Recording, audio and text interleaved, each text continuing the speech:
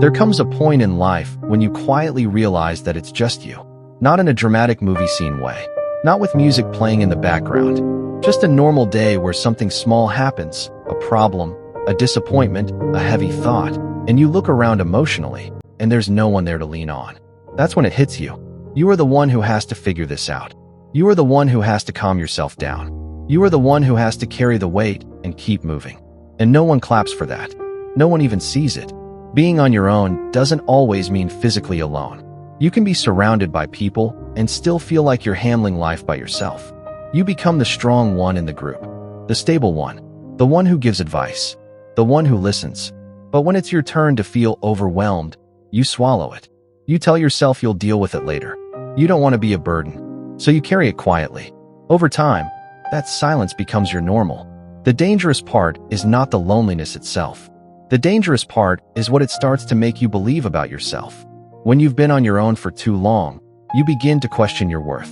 You start thinking maybe people leave because of you. Maybe you're too much. Maybe you're not enough. Maybe if you were different, someone would have stayed. And those thoughts don't shout. They slowly settle into your identity. But here's what most people never understand. Surviving alone builds a kind of strength that cannot be taught. Every time you solve your own problems, every time you hold yourself together without support, every time you keep going even when no one checks on you, you are building internal power. It doesn't feel heroic. It feels exhausting. But it is strength. Real strength. The kind that doesn't depend on applause. If you're listening to this and something inside you feels exposed, like your reality just got described out loud, then don't ignore that feeling. Like this video so it reaches others who are silently carrying everything by themselves.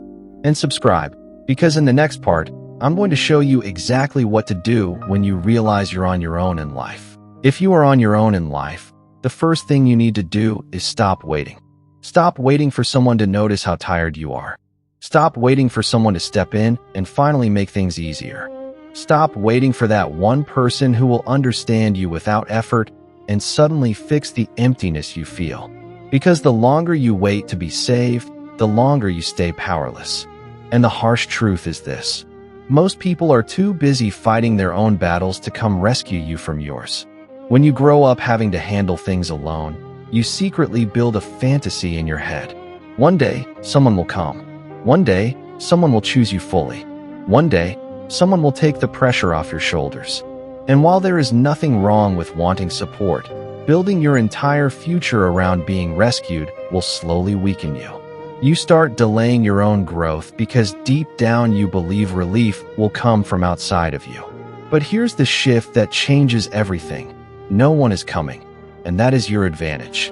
The moment you accept that you are responsible for stabilizing your own life, something inside you hardens in a healthy way.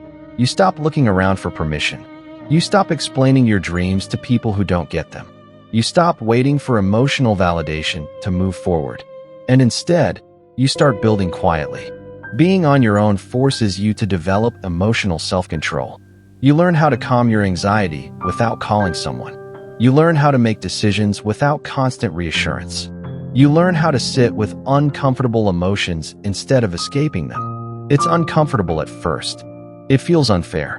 But over time, it turns you into someone steady, someone grounded, someone who doesn't collapse the moment life gets difficult. If you've been waiting for someone to change your life, this is your wake-up moment. The shift begins when you decide that you are enough to start, even if you're alone. You don't need perfect support. You don't need ideal conditions. You need ownership. And in the next part, I'm going to show you how to turn loneliness into leverage instead of weakness. If you are on your own in life, then you cannot afford to be unstable with yourself. When there's no emotional safety net, you have to become your own foundation. That means building habits that hold you up on the days motivation disappears. It means creating structure when everything inside you feels chaotic. Because when you don't have consistent support from others, discipline becomes your protection, routine becomes your anchor, and self-respect becomes your survival tool. Most people who feel alone focus only on the pain of it. But very few realize that solitude gives you something rare, uninterrupted time to shape who you are.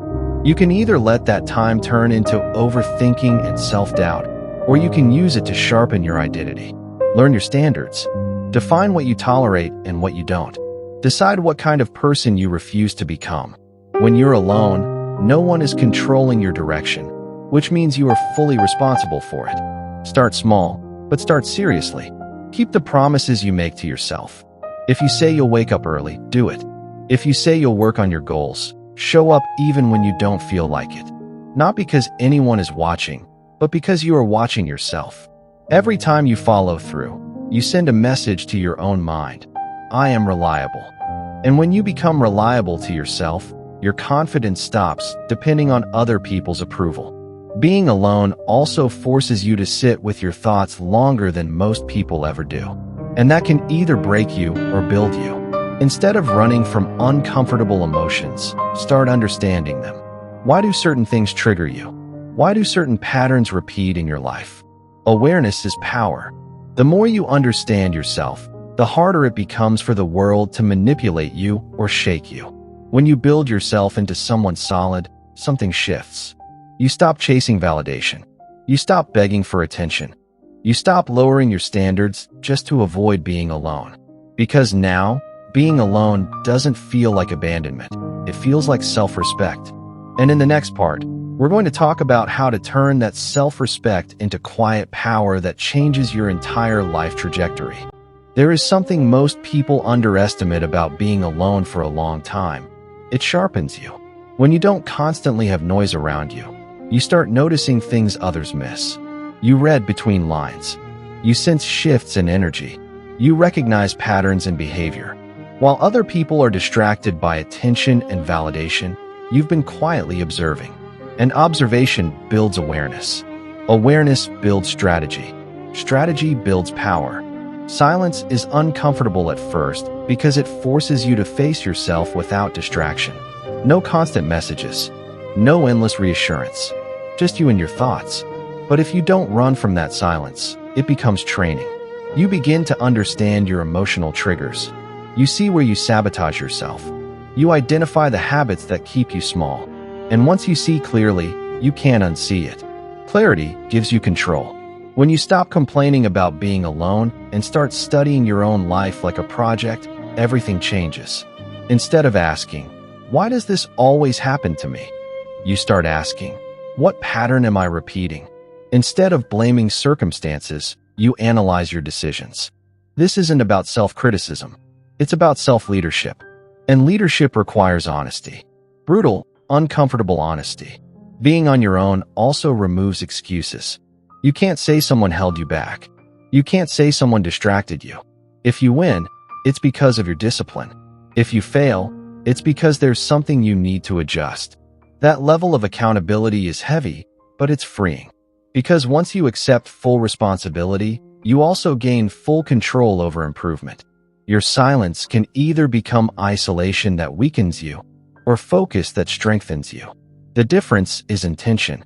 If you use this season of being alone to build skills, build discipline, build emotional control, then one day people will look at you and think you're naturally strong. They won't see the quiet years that forged you. And in the final part, we're going to talk about how to step into the world again, not as someone lonely, but as someone transformed. At some point, you're going to look back at this season of your life, the quiet nights, the lonely decisions, the battles nobody saw, and you'll realize something powerful. You were never abandoned.